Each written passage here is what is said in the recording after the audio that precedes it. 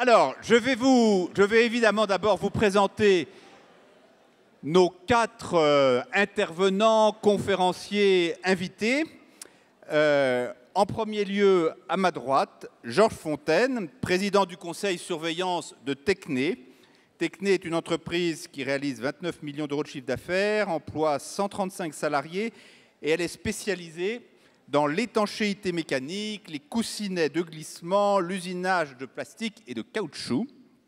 Et en 1989, ça commence à faire une paye, vous avez proposé à vos salariés d'investir dans leur propre entreprise, de devenir propriétaires des murs de la société. Ça, c'est assez original parce que distribuer des actions aux salariés, d'autres le font, mais de devenir propriétaire des murs de la société en créant ce que vous avez appelé l'épargne de proximité.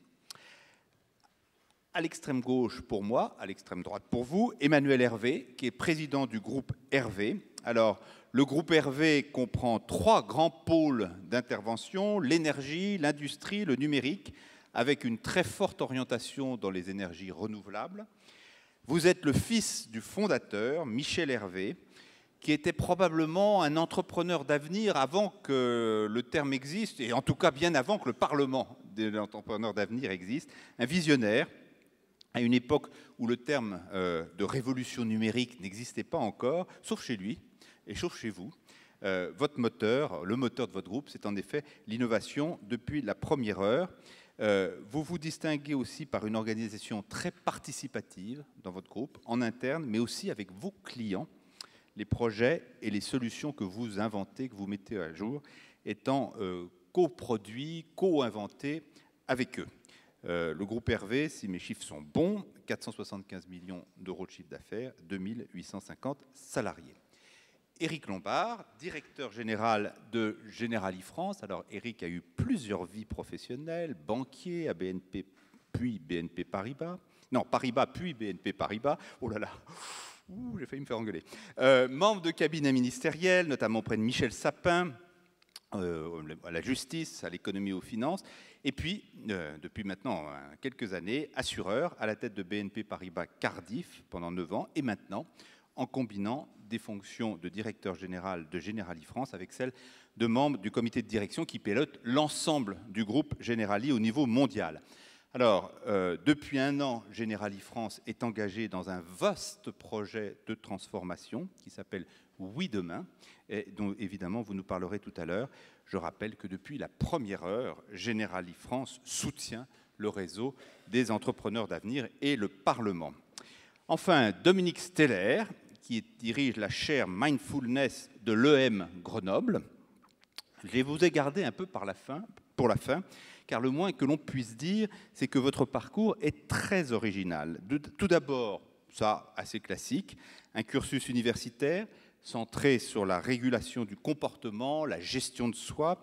Vous êtes docteur en psychologie et management de l'université de Newcastle upon Tyne et vous dirigez le centre développement personnel et managérial. Mais cette spécialité vous a évidemment amené à vous intéresser au stress professionnel bien avant qu'il ne connaisse l'ampleur, parfois un peu inquiétante, qu'il revêt aujourd'hui. Mais vous êtes, et c'est là où ça devient assez cocasse, vous êtes aussi un officier pilote de chasse de l'aéronautique navale, expérience dont vous nous direz peut-être en quoi elle peut être utile pour notre débat d'aujourd'hui. Ce matin, Guillaume de Cid parlait des sous-marins nucléaires aux États-Unis. Vous avez peut-être, au niveau du ciel, des expériences à partager avec lui. Vous avez créé en octobre 2012 la chaire Mindfulness de l'école de management de Grenoble, initiative elle aussi pionnière. Alors, comment libérer l'humain pour mieux innover ? S'il y a peut-être un point qui caractérise, qui distingue ce que vous représentez tous ici, c'est-à-dire l'entreprise d'avenir de toutes les autres, c'est sans doute qu'elle fait un pari, le pari que les hommes et les femmes qui la composent et qui participent à son développement constituent son principal capital. Bien, mais une fois qu'on a professé cet acte de foi essentiel, pour passer à la mise en œuvre, il y a un pas qui n'est pas aisé à franchir.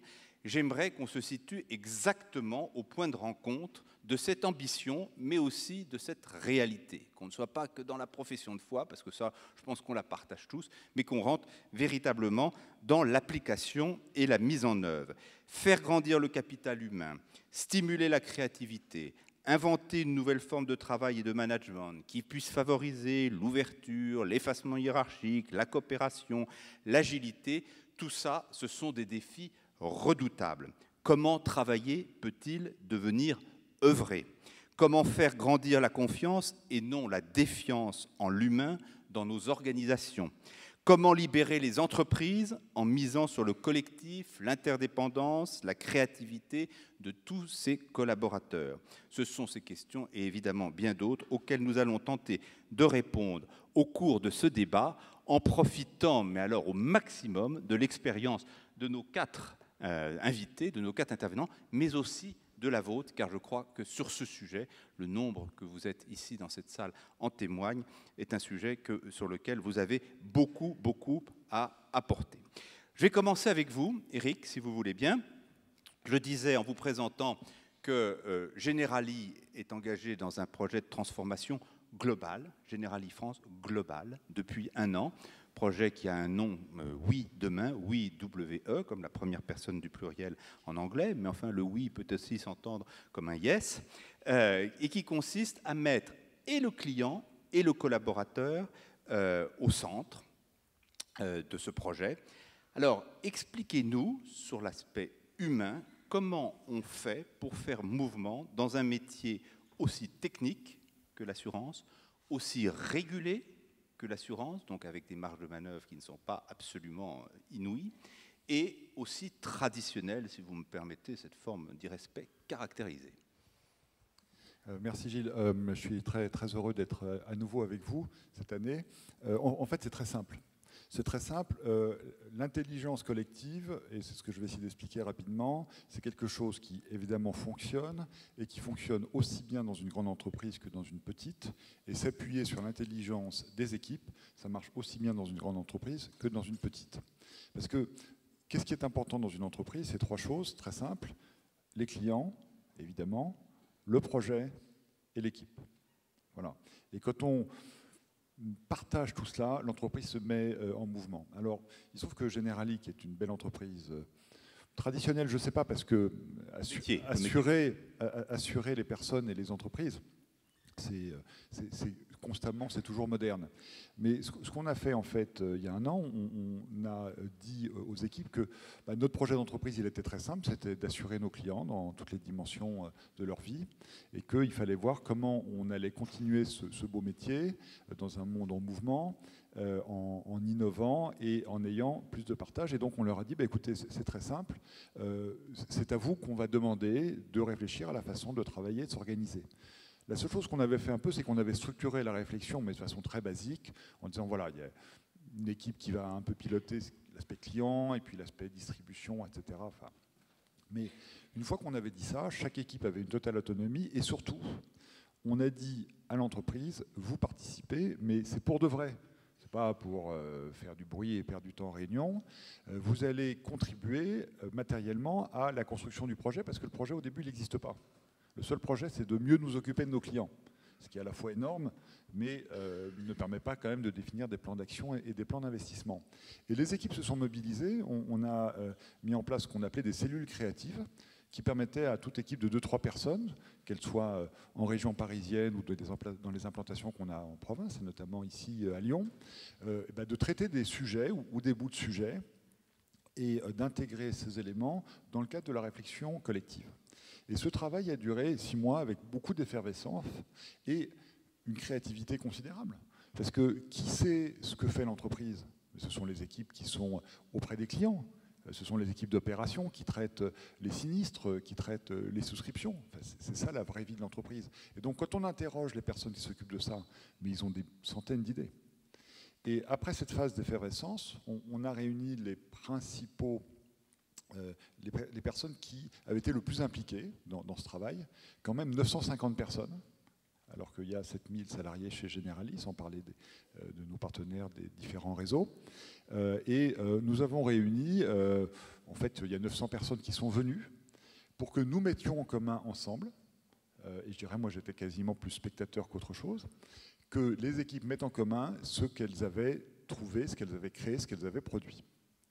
Et puis, cette phase a été extrêmement positive parce que, en fait, ça a permis à chacun de mieux comprendre ce que nous voulions faire collectivement et comment, devant chaque décision à prendre, devant chaque projet à développer, l'intérêt du client était vraiment ce qui permettait de déterminer dans quelle direction on allait.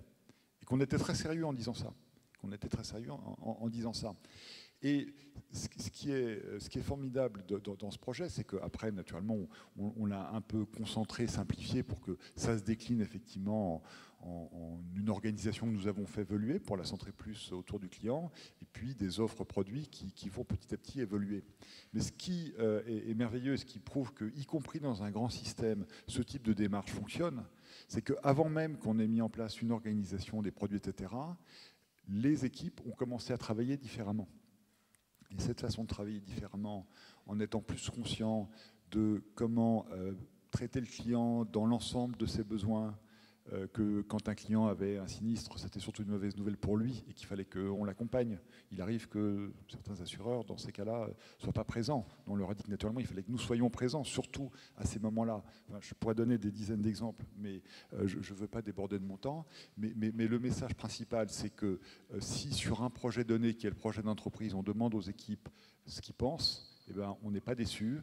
Ils pensent bien, ils pensent juste. Juste un mot pour conclure.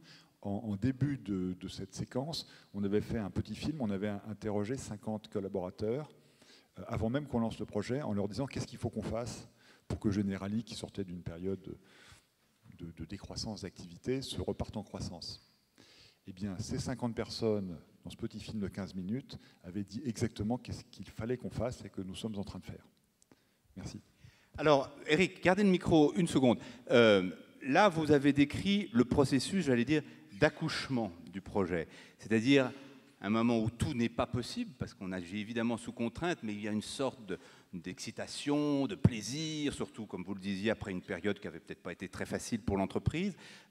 Maintenant commence la mise en œuvre. Et là, on est sur le camp de base, et il faut qu'on aille sur des sommets un tout petit peu plus exigeants.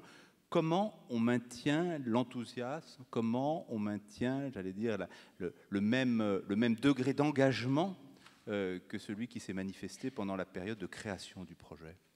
Il y a un mot-clé, c'est la confiance. La confiance et la délégation. Je vais donner un exemple qui parlera à tous ceux qui ont été dans des grandes entreprises. Il y a un moment très compliqué dans la période des budgets. C'est le moment où, avec le directeur de l'informatique, on fait la liste de ce qu'on va faire en vrai par rapport à ce qui est demandé, qui est en général à 4, 5, 10 fois ce qu'on peut faire. Et en général, c'est un moment pénible pour la direction générale. Donc, comme en plus on a une direction générale un peu paresseuse, on a dit aux équipes opérationnelles, vous allez vous réunir et puis on pense que vous allez y arriver. Ils n'y sont jamais parvenus aussi vite. J'ai reçu un mail hier soir, c'est réglé. Ils se sont mis d'accord sur les priorités entre eux. Voilà. Et à tous les niveaux, ça marche très très bien quand on le fait comme ça. Alors après, c'est un peu comme quand on se jette à l'eau, très concrètement. Il faut avoir confiance, mais la confiance produit des résultats qui donnent encore plus confiance. Et moi, je suis absolument convaincu qu'on engage une boucle positive, qui est une boucle de croissance. Et quand j'ai eu l'occasion de parler, d'échanger avec beaucoup d'entre vous, moi, il me semble que ce qu'on fait chez Generali France, c'est très conforme à l'état d'esprit entrepreneur d'avenir. Enfin, moi, j'ai le sentiment quand même que la plupart d'entre vous faites déjà ça dans vos entreprises. Quel est le rôle des managers dans une affaire comme ça? Parce qu'on voit qu'il y a, comme vous le décrivez, une sorte de mise en place de démocratie directe. Si on était dans la politique, c'est peut-être comme ça qu'on l'appellerait. Pour les corps intermédiaires, j'allais dire, les managers, comment ils jouent cette carte-là? Alors, c'est un exercice dans les grandes entreprises difficile pour les managers intermédiaires. Parce qu'ils sont un peu dépossédés, ils se disent non mais les gens entre guillemets en haut, c'est facile pour eux de toute façon, voilà. Et puis nous, qu'est-ce qu'on fait avec nos équipes immédiates? Alors d'abord, si on peut en profiter pour raccourcir un peu les chaînes hiérarchiques, c'est évidemment pas mal. Il faut les accompagner, il faut les former. C'est-à-dire qu'il faut, alors d'abord il faut donner l'exemple. C'est-à-dire que très visiblement, à chaque réunion de management ou autre, on montre bien qu'on est garant de la méthode de travail et de la façon de travailler, des comportements, mais on ne traite pas les sujets à la place des équipes. C'est vachement tentant pour un manager, surtout en France, de dire non mais ton truc je le connais, je vais te le régler. Non, non, Il faut laisser les gens le régler. D'ailleurs, ils trouveront en général une meilleure solution que celle qu'on trouverait soi-même. Et il faut former les managers intermédiaires à faire confiance. Et puis, ça veut dire libérer la parole. C'est aussi ce qui est... C'est-à-dire que la personne dans les équipes qui est face à un client, si elle n'est pas bien accompagnée par son manager, il faut qu'elle lui dise. Il faut qu'elle lui dise, attends, voilà, ton rôle est de m'accompagner, mais là, tu me laisses mon autonomie parce que c'est le projet de l'entreprise. Et le projet de l'entreprise doit donner un poids d'appui aux équipes pour rééquilibrer le dialogue avec le management. Moi, je pense que le dialogue avec le management, ce n'est pas un dialogue descendant du haut vers le bas. Si on fait ça, ça ne marche pas. C'est soit un dialogue horizontal entre les équipes, soit d'ailleurs un dialogue horizontal entre le manager et le manager, qui ont chacun quelque chose à apporter.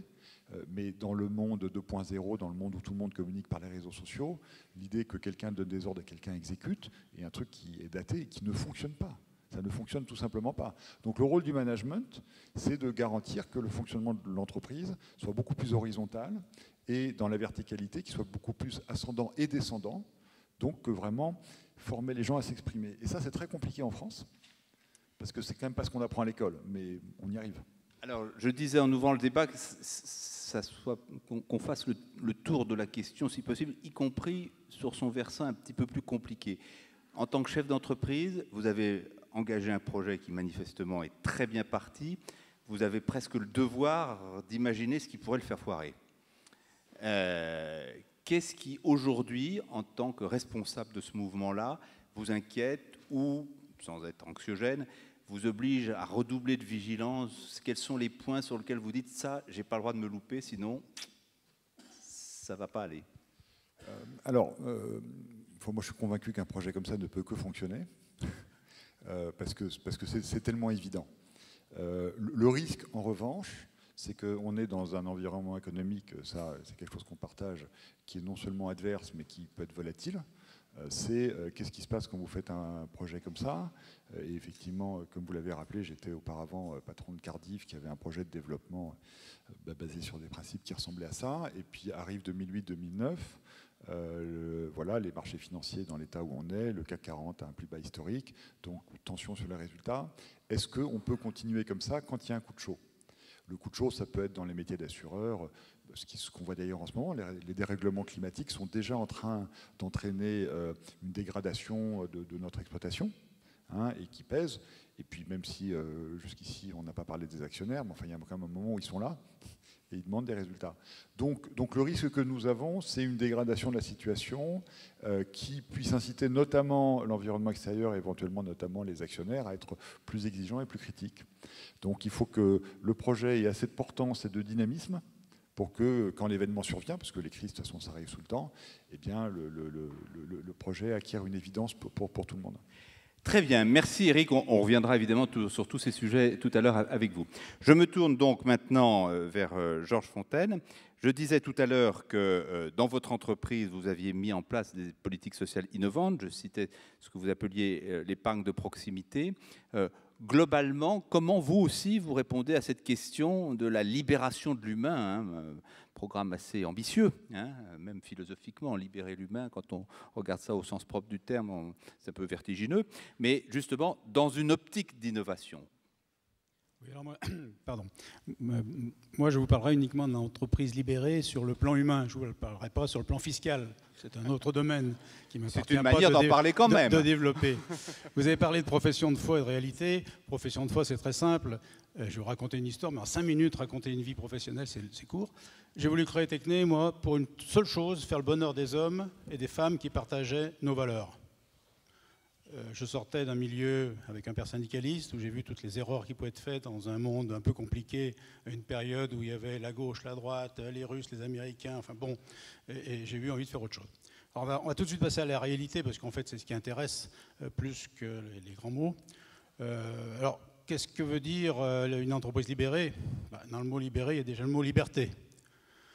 Donc le premier point pour une entreprise, c'est permettre aux gens d'être libres. Pour être libre, on le voit très bien, quand on met quelqu'un en prison, il n'est plus libre. Hein. Pour être libre, il ne faut pas avoir toutes ces contingences de temps qu'on voulait, puisque notre système fonctionne depuis 35 ans, 34 ans exactement. Maintenant, c'est ma fille qui a pris la relève.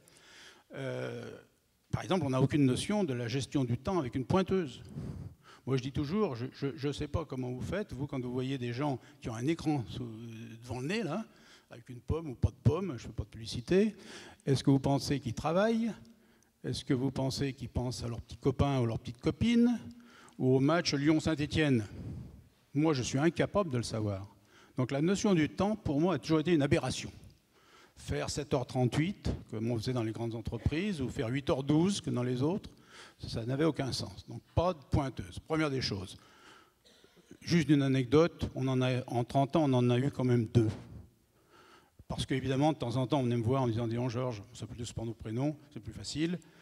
Ça serait quand même bien qu'il y ait une pointeuse. » Ah oui, bon, alors je tenais le coup pendant un certain temps, parce qu'en fait, les gens voulaient une pointeuse pour contrôler leurs petits camarades, hein, c'est évident. Alors, je leur disais, pour lâcher quand même, pour pas toujours dire non, je leur disais, on va la louer. Il n'y en a pas une qui a tenu plus de 15 jours. Et d'ailleurs, à un tel point, c'est que la dernière fois, on a trouvé le moyen de repeindre le mur autour de la pointeuse, ce qui me permet maintenant, quand on fait l'intégration des jeunes, je leur dis, voilà la pointeuse, il reste un carré d'une couleur différente. Donc, première notion, la liberté totale. Alors, on rentre, on sort, mais on a une fonction, on remplit une fonction. Point final. Alors, vous allez me dire, oui, mais d'accord, moi j'ai une usine, c'est bien, mais c'est des ouvriers, et puis ils sont en équipe. Ah oui, d'accord. Ben, en équipe, ça peut aussi s'aménager. Du moment où les gens se mettent d'accord entre eux, du moment où la machine est alimentée, s'il y en a un qui arrive 1 heure après et puis l'autre, eh ben, il part 1 heure après, il se débrouille. Ça peut arranger pour aller emmener les enfants à l'école. Enfin, il y a toujours une solution à la liberté. Après, l'autre liberté, ben, c'est la liberté du respect des autres. La liberté, ça passe par le respect des autres. Donc on a des valeurs très simples. Pas de misogynie. On n'a eu qu'une fois à licencier quelqu'un. Il y a un garçon qui a eu un mot désagréable. Une fois en 39 ans? Oui. Vous avez fait un licenciement en 39 ans? Oui. Et c'est même pas moi qui l'ai fait, c'est les petits camarades qui lui ont dit « Bon, t'as plus ta place chez nous ». Ça s'est fait comme ça. Voilà, donc la liberté, c'est là. Le deuxième point, bien entendu, c'est une entreprise, elle est faite pour être rentable. La seule chose qui est importante, c'est qu'à quoi ça sert cette rentabilité? On en a déjà parlé ce matin. Donc nous, depuis toujours, les salaires sont mobiles. C'est-à-dire, on a toutes les fins de mois, on appuie sur l'ordinateur et on a 20 à 25% de nos salaires qui sont mobiles. Quand on a une belle facturation, on est content de nous, on a bien travaillé. Puis il y a des mois, c'est plutôt les mois où on mange des pâtes et des patates, parce que les résultats sont moins bons en août et en décembre, par exemple. Mais voilà, donc il y a cette notion de rentabilité immédiate qui fait qu'on sent un petit peu un petit patron chez soi. Bon, les bénéfices de fin d'année sont depuis toujours, même avant qu'un petit président par la taille, je ne me porterai pas de jugement politique. Vous avez une façon de dire les choses sans les dire, vous un tiers. Ben nous, ça a toujours été un tiers. Un tiers pour les salariés, un tiers pour le capital, un tiers mis en réserve. Il ne faut quand même pas tout donner, hein. Voilà, donc cette mise en réserve nous permet de faire des investissements. Et puis, le tiers qui est donné, ça c'est le salaire. Après, on a mis en place, bien entendu, l'intéressement et la participation. Mais pour ne pas gaspiller cet argent, alors évidemment, il y a toujours la solution. On va à Auchan, on remplit son caddie, impeccable. Nous, on a proposé autre chose. On a dit aux gens, écoutez, quand vous avez des économies, je ne sais pas s'il y a des banquiers dans l'assistance, au lieu de les faire passer par un système bancaire qui va vous en piquer les 3/4, mettez donc l'argent dans l'entreprise. Ce qui fait qu'aujourd'hui, une entreprise...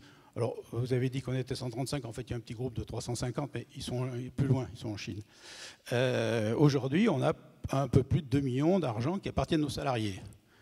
Je peux vous dire que... Qui sont rangés où? Pas dans le capital social. C'est bien rangé. Non, mais ça, je vous fais confiance. Mais c'est de l'épargne salariale? Non, c'est un prêt.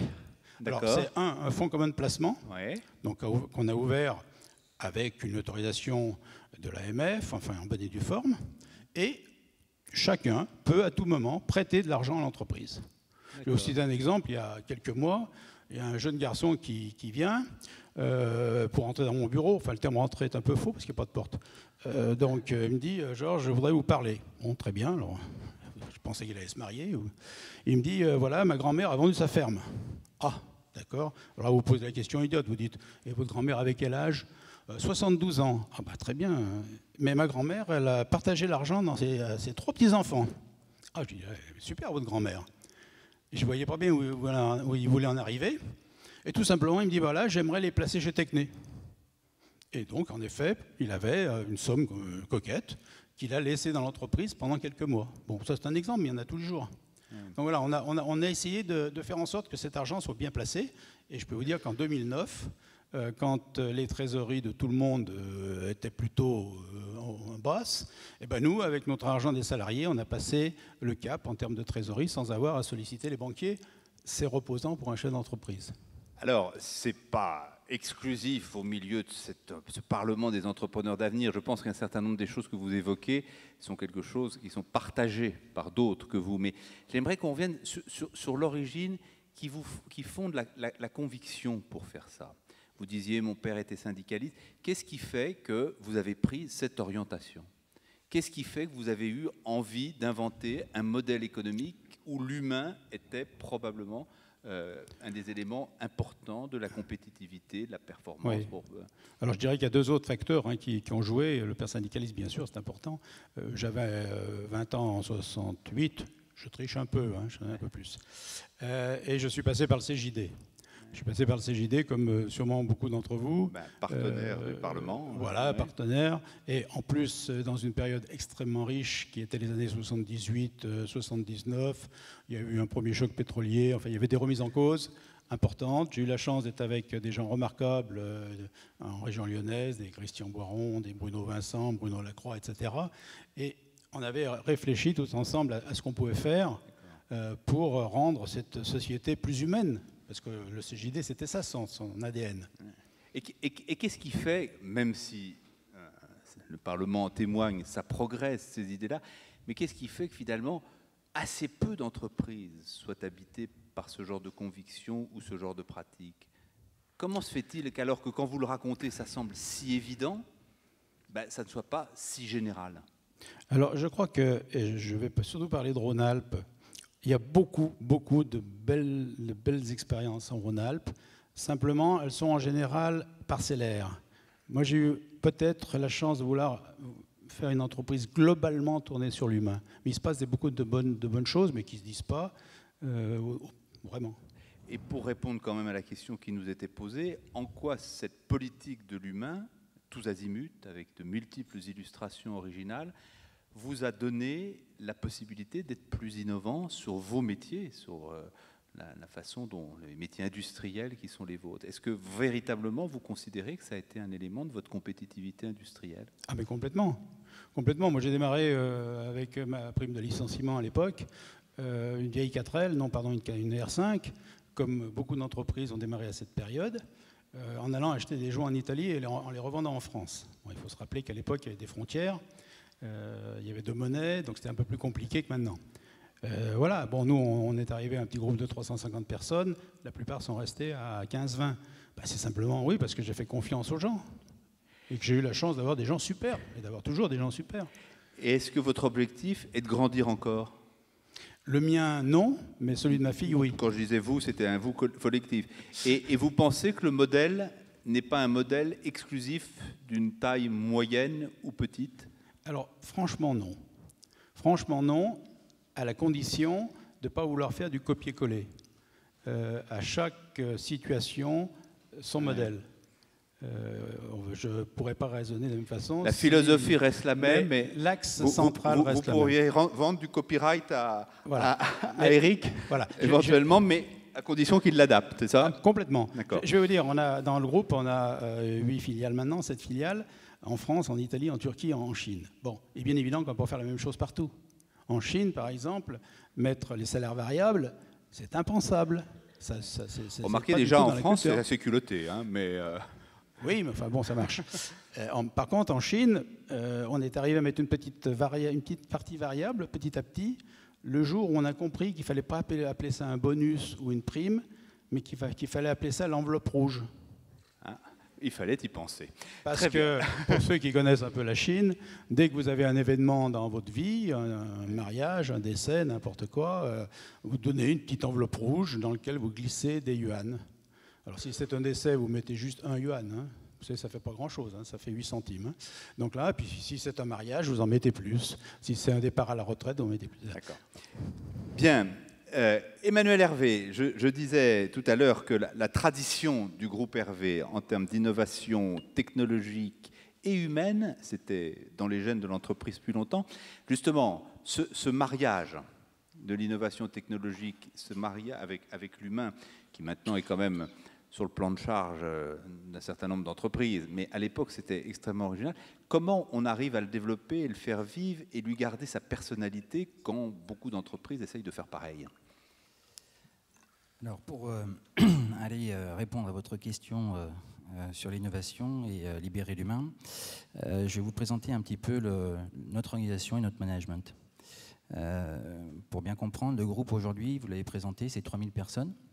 Nous sommes dans 3 pôles d'activité, l'énergie-service, prestation de services, des sites industriels, nous fabriquons, et le numérique, aussi bien avec de l'audiovisuel, de l'infrastructure informatique, des logiciels de gestion, avec une grande diversité donc de métiers. Et le lien entre ces différents métiers, pour nous, c'est que, et c'est la raison d'être du groupe, c'est une même méthodologie de management, quel que soit le métier technique qui est développé. Pour ce faire, nous misons tous sur le fait d'avoir dans l'entreprise 3000 entrepreneurs. Pour avoir des entrepreneurs, nous ne souhaitons pas avoir des auto-entrepreneurs, sinon ils seraient à leur compte, et c'est très bien. Ce sont plutôt des intra-entrepreneurs, c'est-à-dire des personnes qui ont l'envie d'avoir de l'autonomie, de la liberté d'entreprendre, de la responsabilité et une envie de travailler de manière coopérative et collaborative. Donc un projet commun. On part de l'individu pour aller vers des objectifs collectifs. Dans cette organisation, l'élément principal et crucial en termes de rôle de management, ce sont nos managers de proximité.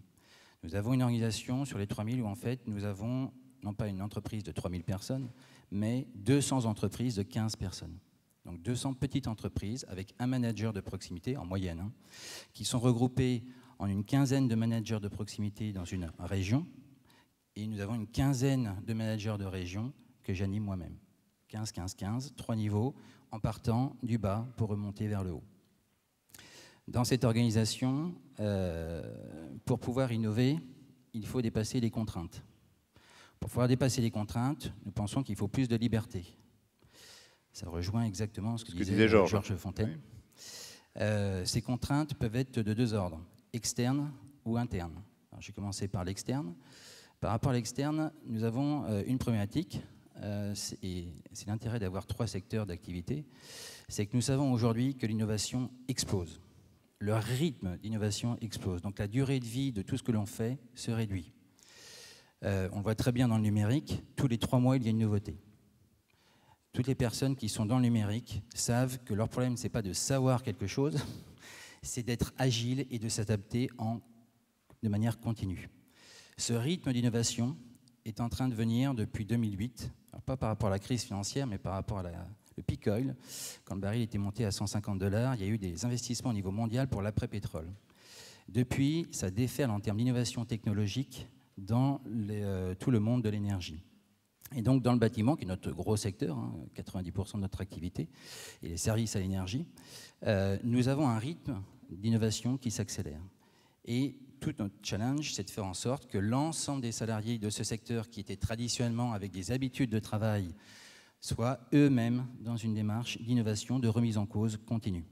Et le 3e secteur, on a 200 personnes, qui est dans l'industrie, peut paraître encore en décalage par rapport au rythme d'innovation dans les 2 autres, mais est en train d'accélérer et va venir quasiment dans le même rythme d'innovation que les 2 précédents, notamment avec tout ce qui est les impressions 3D qui vont révolutionner le monde de la production dans les entreprises industrielles.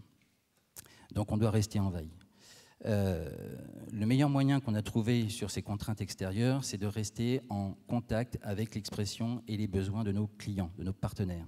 Donc nous sommes dans la co-construction et nous privilégions le contact des personnes de terrain vis-à-vis du client. C'est-à-dire que le manager... Et très concrètement, racontez comment ça se passe. Voilà, parce que ça, c'est original. Nos techniciens de maintenance, pour prendre l'exemple du bâtiment, ou nos responsables de chantier, sont autonomes et responsables dans leurs décisions par rapport à la responsabilité de chantier. C'est eux, ils achètent ce qu'ils veulent, quand ils veulent, ils s'organisent comme ils veulent, en relation avec les autres corps d'État et avec le client, sans avoir besoin de passer par une autorisation de leurs responsables. C'est eux qui font l'image de l'entreprise, c'est eux qui savent ce qu'il y a à faire, c'est eux qui sont en contact avec le client. Donc, un des points principaux, c'est de mettre systématiquement, d'inverser l'organisation, Ce qui est en contact avec l'extérieur, ce n'est pas moi. Moi, j'ai aucune compétence dans le domaine, ce n'est pas moi qui fais l'image d'entreprise, ce sont les salariés de terrain qui sont en contact avec les clients. On voit la connexion sur deux métiers qui n'ont rien à voir avec ce que racontait Eric tout à l'heure, voilà, sur l'assurance. Et donc pour ça, l'élément important, puisqu'on automatise tout ce que l'on peut automatiser dans cette démarche-là, on a 3000 personnes, 3000 postes informatiques, des smartphones, des ordinateurs portables, de manière à ce que l'information, est faite pour ça, l'informatique, c'est traiter beaucoup d'informations, donne de l'autonomie et donc de la responsabilité aux acteurs qui ont besoin de prendre des décisions. Cette mise en relation fait que nous misons tous sur la formation. Pour pouvoir répondre à cela, la formation, c'est 4 à 5% de notre masse salariale en formation tous les ans. Formation à la fois technique, mais aussi et surtout sur le savoir-être. En gros, dans les prestations de services, plus on automatise, plus on met d'informatique, plus l'humain va prendre d'importance. C'est la qualité relationnelle des individus qui va faire toute la différence. En fait, on n'invente rien. Vous allez faire vos courses, vous allez dans un magasin, vous avez un vendeur, vous avez le sentiment de le gêner, de l'embêter. Immédiatement, vous avez peut-être envie d'acheter, mais vous n'achetez pas. Inversement, vous rentrez dans un magasin et vous avez quelqu'un qui vous accueille d'une certaine manière, qui vous parle, qui vous intéresse, vous allez éventuellement avoir un acte de consommation. Et la différence, ce n'est pas le produit, alors il peut jouer bien évidemment, mais c'est principalement le contact et la relation entre les personnes. Donc l'aspect comportemental est fondamental dans l'évolution de nos activités et de nos métiers dans la relation client pour dépasser les contraintes d'évolution qui vont être rapides par rapport aux besoins de nos clients. Ça, ce sont les contraintes externes. Oui. Ensuite, je vais focaliser sur les contraintes internes. Très rapidement, parce qu'il faut conclure. Je vais faire très rapide. Voilà. Là, c'est le management interne. Les contraintes internes, c'est de faire en sorte de donner la parole et de faire participer les personnes dans les équipes de management de 15. Ça passe sur le fait que nous avons des réunions de management mensuelles, N avec N-1 uniquement, 3 niveaux, où tout doit être mis sur la table. Et là, c'est le rôle des managers d'activité, qui sont des chefs d'orchestre et non pas des chefs de bande. C'est ce qu'on préconise et ce qu'on souhaite, de manière à ce qu'ils favorisent la communication transversale entre les acteurs d'une équipe, favorisent les conflits, on dit ce qu'on pense par soi-même, et non pas par des représentants qui parlent au nom des autres. On gère donc les conflits, on gère la transversalité, l'innovation, les idées, dans le cadre de réunions mensuelles. Et ce rôle des managers est crucial. Il passe aussi par le fait que les objectifs sont des auto-objectifs. Moi, je ne sais pas quel est l'objectif de l'entreprise. Ça part du bas pour aller vers le haut. Ce sont des auto-objectifs, ce sont les leurs. Ils le définissent par eux-mêmes, en partant de leur motivation personnelle. Et ça, c'est l'élément principal, c'est que dans l'organisation d'entreprise, nous sommes là pour accompagner l'envie d'entreprendre de nos salariés. Et non pas, nous ne définissons pas une stratégie d'en haut que nous appliquons et que nous faisons descendre au niveau du terrain. Nous partons des initiatives et de l'envie d'entreprendre et des motivations des individus pour en faire une agrégation au niveau après de l'entreprise. C'est passionnant ce que vous nous racontez. Quelle est la part d'une culture d'entreprise? Je disais tout à l'heure que dès sa création, l'entreprise créée par votre père avait mis l'innovation au centre de son organisation, de sa technique, etc. À un moment où l'idée était moins admise que c'était un élément fondamental, notamment sur le plan social. Est-ce que vous avez pu capitaliser sur cette culture d'entreprise pour la pousser plus loin, pour l'adapter en fonction, comme vous nous l'avez expliqué? La culture d'entreprise est fondamentale. Les recrutements se font non pas en fonction des diplômes, mais en fonction de l'état d'esprit et du caractère des personnes que l'on recrute. Pour s'assurer qu'il va y avoir adéquation par rapport justement à notre culture d'entreprise. Notre culture, l'élément principal par rapport à tous les acteurs qui sont dans l'entreprise, c'est l'humilité. De l'humilité, ça veut dire que les personnes restent en phase de curiosité et d'écoute par rapport à leur environnement dans l'entreprise et vis-à-vis de l'extérieur. Et en termes de développement, il y a toujours des choses nouvelles qui avancent, notamment les outils informatiques et la numérisation collent parfaitement à notre organisation.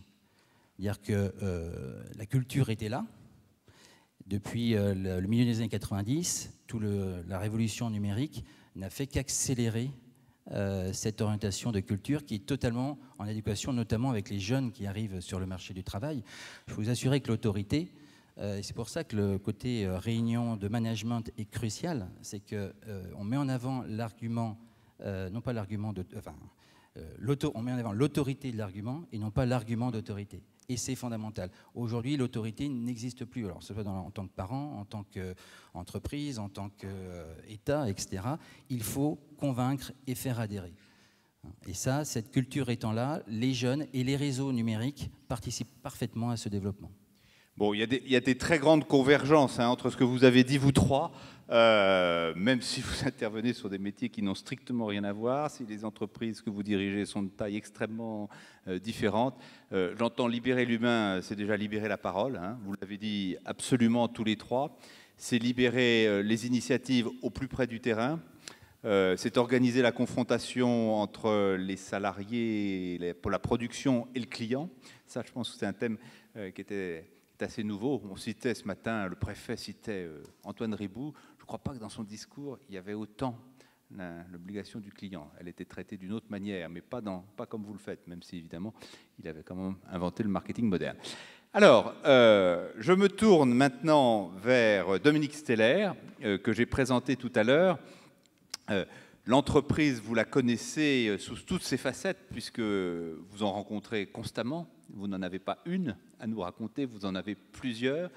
Et notamment sur cette connexion qui est finalement elle aussi assez nouvelle, et peut-être d'ailleurs pas admise de façon générale, entre le bien-être des salariés, le confort, la confiance qu'ils peuvent avoir, et la performance économique de l'entreprise. Est-ce que vous confirmez la très forte relation de ces deux dimensions? Je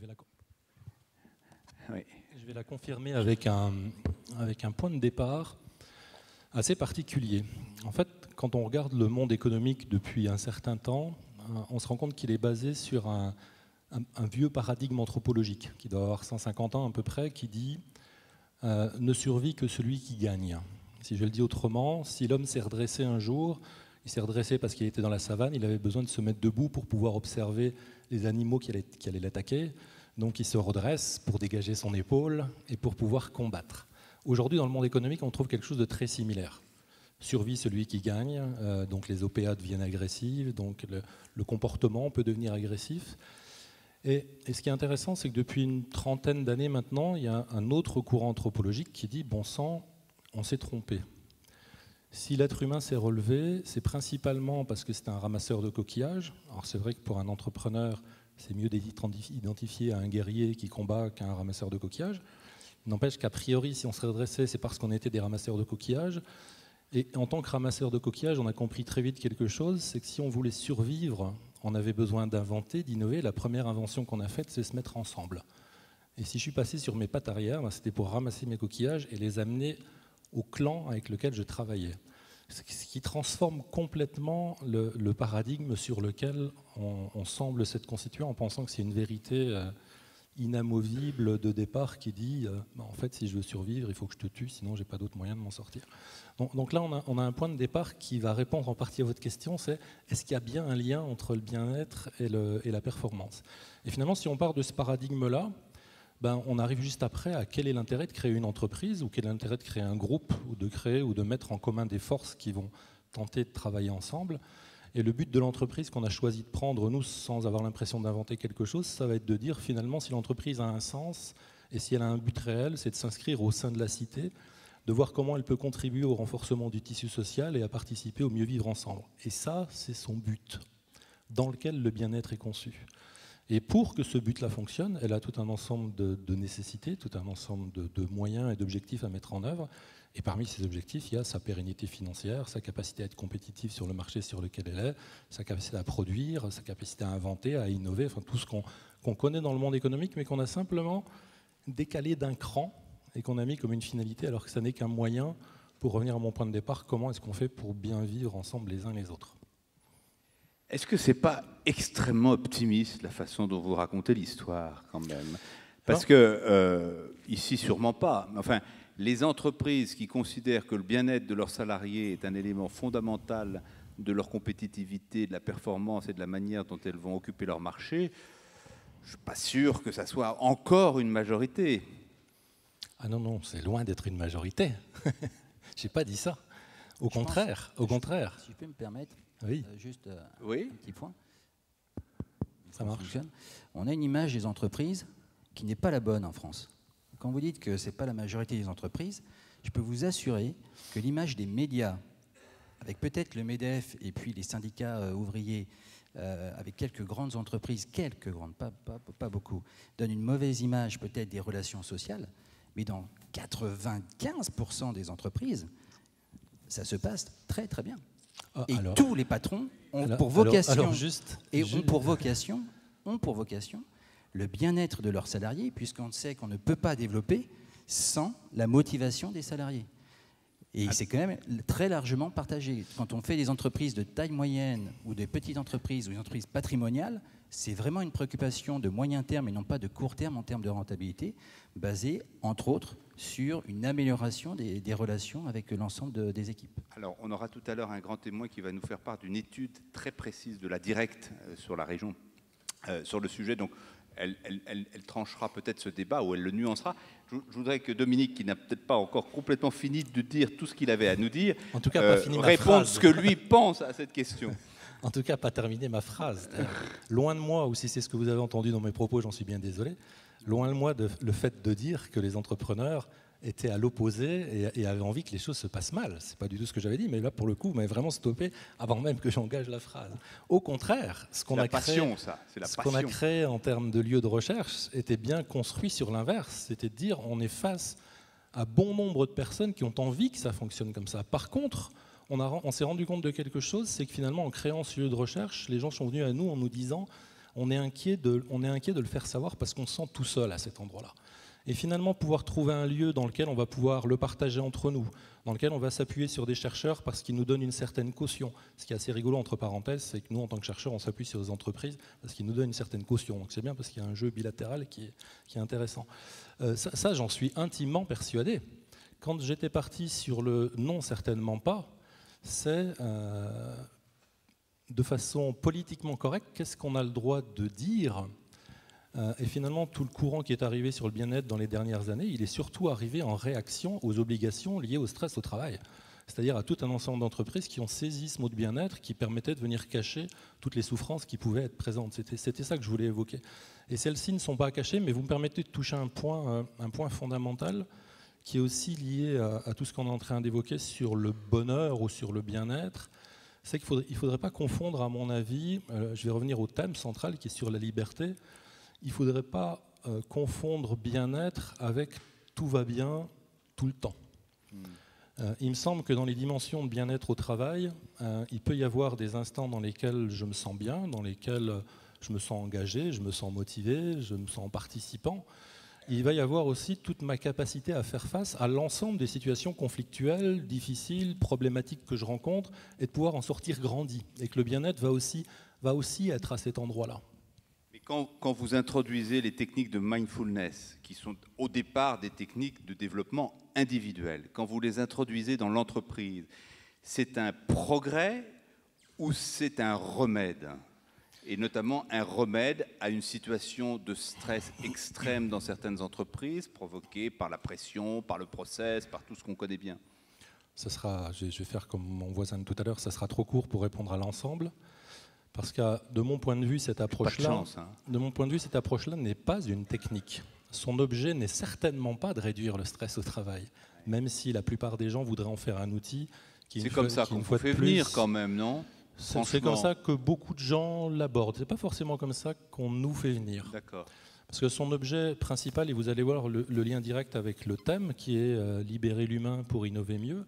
Si cette idée de pleine conscience, je vais reprendre un mot qui est plus français, a un sens, son intérêt principal, c'est pouvoir libérer un espace suffisant qui va me permettre d'observer un petit peu mieux les choses, de prendre mieux conscience de ce qui est en train de se passer pour moi, pour mon client, pour mon fournisseur, avec une intention principale, c'est augmenter la responsabilité que j'ai dans cette relation que j'ai à l'autre. Si je le fais sur un travail individuel, je suis dans une réunion, je me fais mettre en cause par un collègue et je sens qu'en moi une colère apparaît, qu'est-ce que je fais ? Est-ce que je quitte la salle ? Est-ce que je fuis la situation d'une manière ou d'une autre en quittant la salle en lui disant « t'as raison » alors qu'en fait j'en pense des tas de noms d'oiseaux ? Est-ce que je sors mon gourdin parce que je suis plus puissant que lui et je lui écrase la tête, ce qui n'aura pas résolu grand-chose ?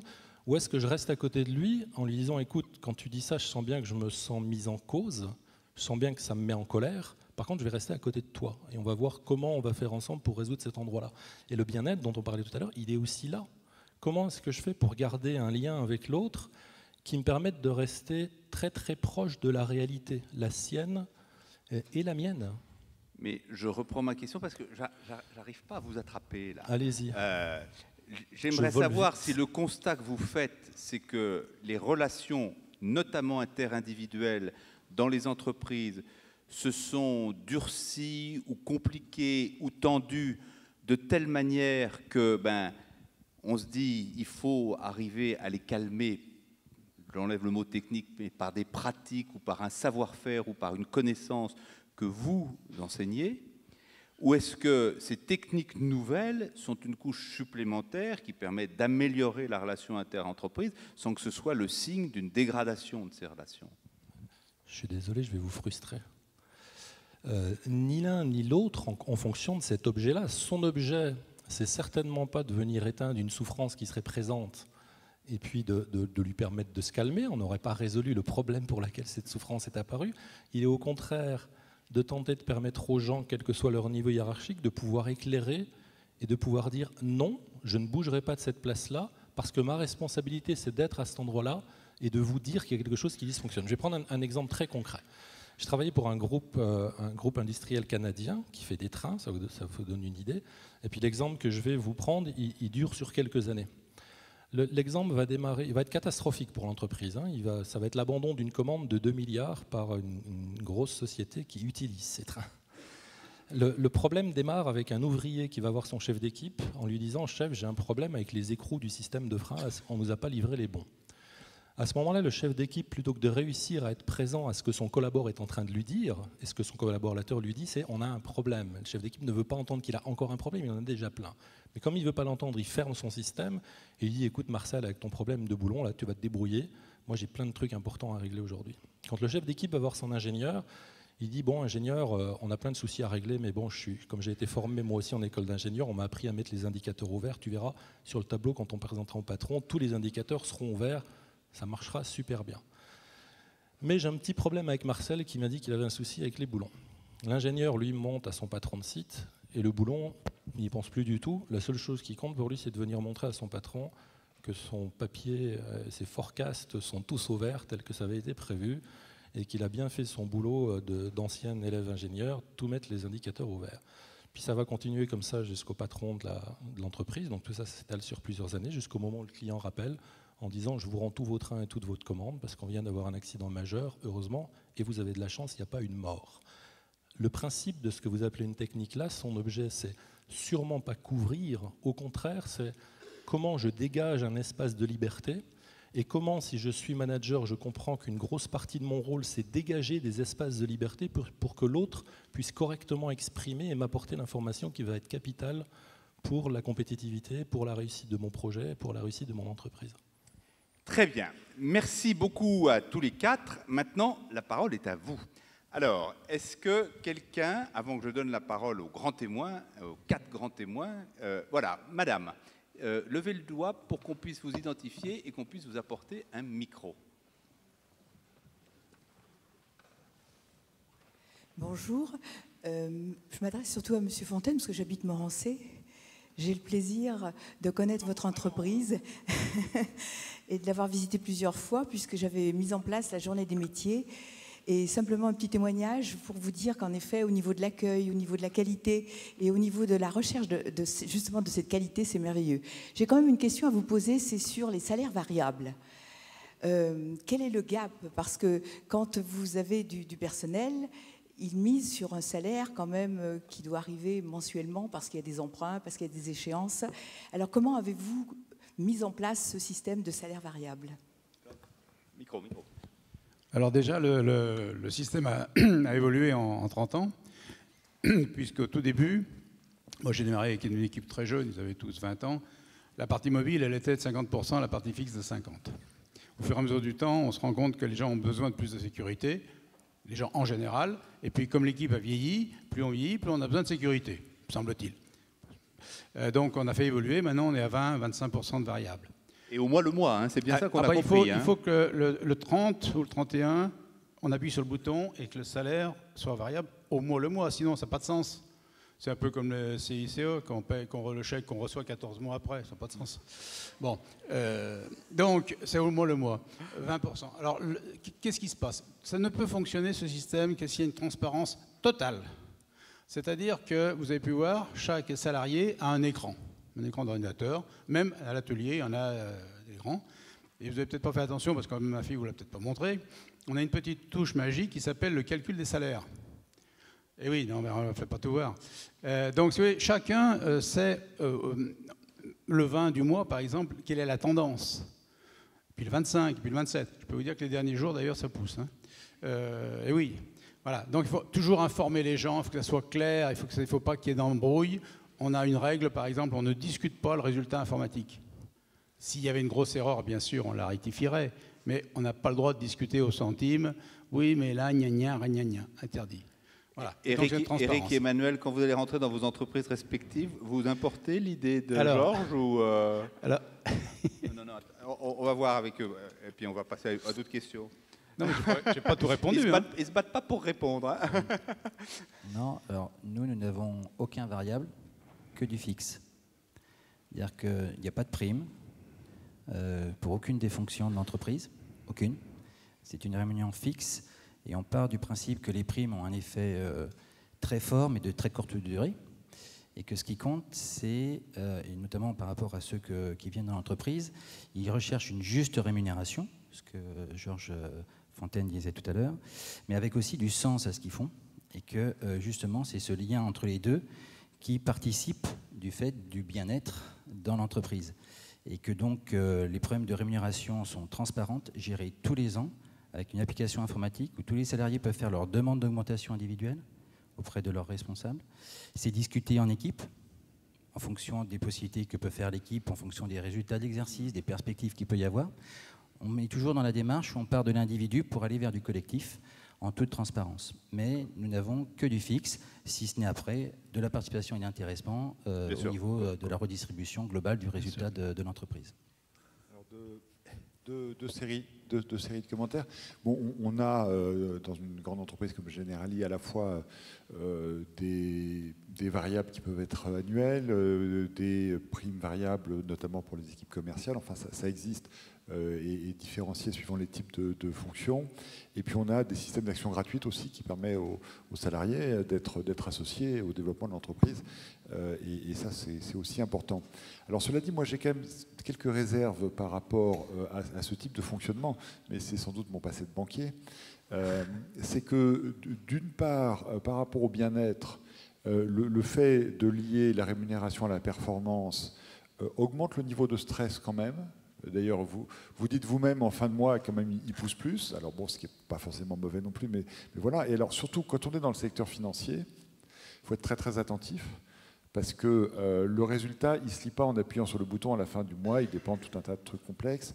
Et donc, on a intérêt à inciter par des méthodes plus managériales que financières les collaborateurs à veiller au meilleur intérêt de l'entreprise et du client. Mais ça, c'est le métier qui veut ça. Oui, toutes les activités ne se comparent pas. Hein. Et par rapport à l'écrou dont vous parliez, là, de chez Bombardier, si j'ai bien connu l'entreprise, moi, il se trouve que j'ai un moment, j'ai conseillé l'État français après la quasi-faillite du Crédit Lyonnais.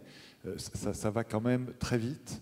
Et c'est pas lié, enfin les gens qui ont fait les erreurs, c'est pas ceux qui étaient le mieux payés. C'est ceux qui justement n'avaient pas parlé du boulon qui n'allait pas. Voilà. Donc ça conforte. Non, on n'a pas le temps. On n'a pas le temps. Il faut qu'on avance. Je suis désolé, c'est un peu frustrant, mais sinon ça va être frustrant pour votre auditoire, ce qui serait encore pire. Il y a une question derrière la dame pour monsieur, et ensuite je donne la parole à notre premier grand témoin, monsieur. Voilà, ça vous vient par votre droite. Voilà. Je suis désolé de revenir au sujet, désolé pour vous de revenir au sujet, mais vous ne parlez pas de variable, vous parlez de fixe mobile, ce qui est différent. Oui. C'est le fixe qui bouge en fonction de l'activité de l'entreprise. Ce qui veut dire que vous avez amorti les problèmes de sous-activité, notamment en évitant des licenciements, ce que d'autres ne sont pas arrivés à faire. Je vais aller très très vite. 80% c'est le fixe, qui est lié à un tas de critères. 20% c'est la partie mobile. Partie mobile qui est non pas individuelle, mais par groupe. L'individuel, surtout pas. On a besoin de tout le monde, mais c'est pour un groupe de production, un groupe. Bon, enfin, in fine, il y a plus ou moins dans la poche de chacun. Hein. On est bien d'accord. Alors, premier grand témoin, je donne la parole à Patricia Gros-Micol.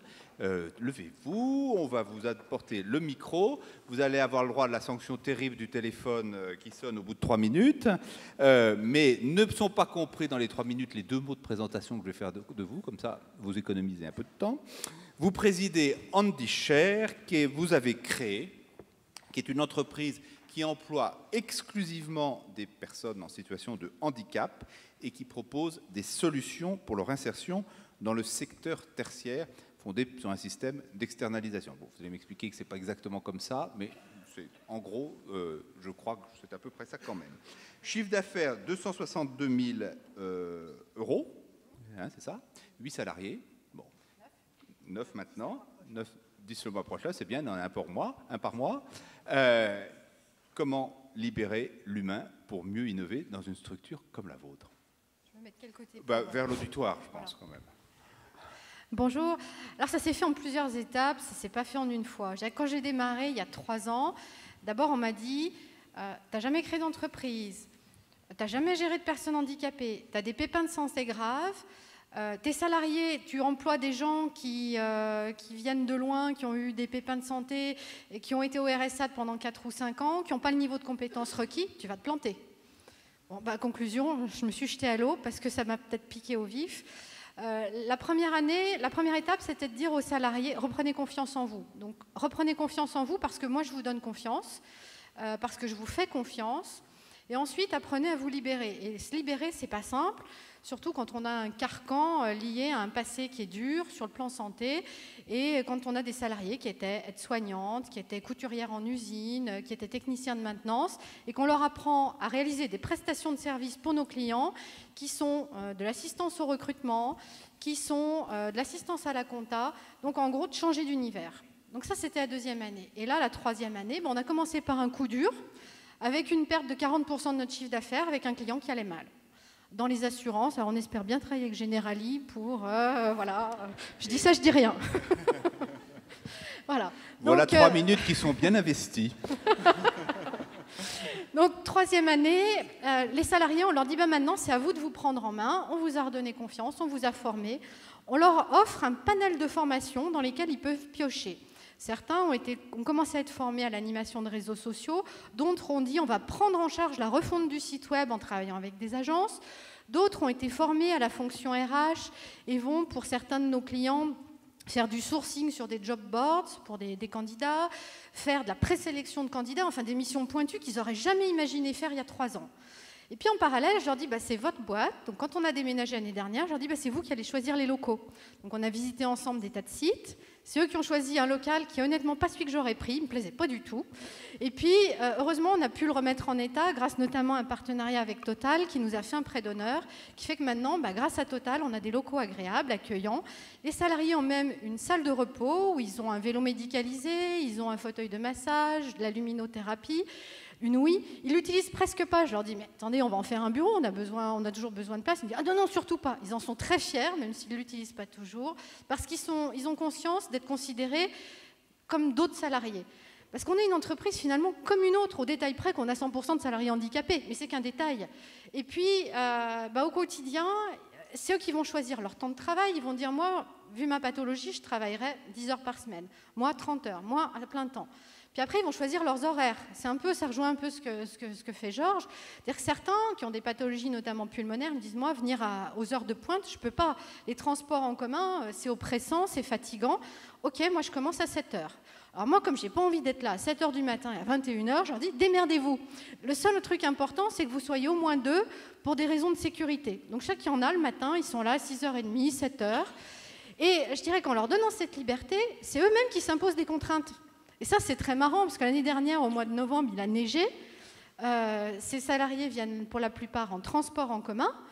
Eh bien, arrivés à Gare de Vèze, il n'y avait plus de bus, on est à Limonest.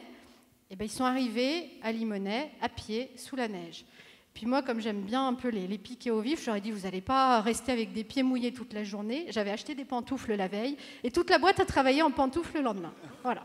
Donc, on est un petit peu comme ça. Dès la deuxième année, il y a eu de l'intéressement pour tout le monde. Ça paraît banal. Mais cette année aussi, il y en aura aussi. Donc, il y en avait qui avaient parié qu'on ne tiendrait pas 6 mois. Ça fait déjà 3 ans. Je ne dis pas que c'est gagné parce que, en fait, on recommence tous les jours. Hein. C'est un peu un château de sable qui s'écroule, qui redémarre. Mais on est toujours debout. Et nos salariés prennent de l'importance, prennent de la liberté. Une fois par mois, on a aussi une réunion d'équipe où tout peut être dit, où eux aussi prennent en main parfois une partie de la réunion, avec de la transparence notamment. Et nos clients, in fine, réalisent que, au-delà du handicap, de vrais talents sont révélés. Merci. Patricia, votre exploit n'est même pas seulement de nous avoir raconté une si belle expérience, c'est qu'on n'a même pas entendu le téléphone sonner au bout des 3 minutes. Vous êtes la première de la journée à avoir mis en échec ce système diabolique. Rien que pour ça, soyez remerciés. Bien, autre question. Oui, monsieur, en bordure de rang, là-bas. Bonjour, Yves Borel, Société Concept Création Business. Je voulais revenir sur la confiance, justement. Et tout à l'heure, Éric Lombard a dit « la confiance accroît la confiance ». En effet, je crois que la confiance accroît la confiance et la confiance accroît la confiance. En fait, comme s'il y avait un niveau de conscience, je dirais, qui croît. Et là, je voudrais juste dire quelque chose parce que j'étais très sensible à ces paroles d'André Braic, donc notre astrophysicien, c'est très récent.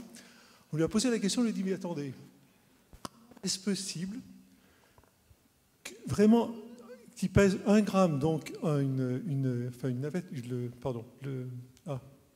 le mot m'échappe, c'était qui s'est posé sur la comète. Philae. Voilà, Rosetta Philae. Voilà. Bon, qui pèse 1 gramme. Comment est-ce possible, à des millions de kilomètres, que ça soit réalisé? Et là, il a dit, écoutez, pour moi, les choses sont très simples. Il y avait 2 possibilités. Soit c'était des gestionnaires qui s'occupaient de cela. On n'y serait pas arrivé. C'était des visionnaires, et c'est pour ça que l'exploit a été réussi. Voilà. Bon, Éric, est-ce qu'on va mettre fin à tous les gestionnaires au sein de Generali pour ne garder que tous les visionnaires? Non, mais la confiance, c'est en plus. Enfin, c'est pas en plus, c'est en plus des compétences X ou Y, mais c'est essentiel. Quand vous êtes dans une équipe de rugby, vous faites confiance à votre partenaire pour vous passer la balle comme il faut, quand il faut. La confiance, elle est partout. Vous achetez une voiture d'une certaine marque, vous savez qu'elle va freiner, qu'elle va... Bon. Et donc, il faut absolument que ce type de principe prévale dans l'entreprise. Pourquoi est-ce qu'on ferait confiance à la personne qui vous livre une automobile et pas à votre collègue qui a bossé sur un truc? Si vous avez un collègue qui vous dit « j'ai fait ça, c'est comme ça », eh ben c'est bon. Vous n'avez pas à regarder, vous prenez le résultat de ce qu'il a fait et vous faites avancer. Voilà. Et donc, si on remplace tous les contrôles inutiles par le fait de faire progresser les choses, de passer la balle, on a une entreprise beaucoup plus efficace. Et donc la confiance, effectivement, c'est le maître mot absolu. Et j'ajouterais, je prendrai le risque d'ajouter qu'il faut aussi faire confiance aux clients, y compris et notamment dans les systèmes, dans les sujets financiers. On est en train, le plus possible, de faire en sorte que quand il y a un sinistre, on indemnise parce que le client nous appelle, nous dit j'avais acheté ce frigo, il a cramé, vous l'avez acheté combien, cher client? Tel prix. Eh bien, on vous envoie un chèque tout de suite. Et ce type de choses, on est en train de le généraliser. Alors, on sait qu'il y a de la fraude, il faut parfois faire attention, mais quand on fait confiance aux clients, y compris dans des sujets de ce genre, dans 99% des cas, on a raison de le faire. Dominique, la confiance est un élément intangible par excellence.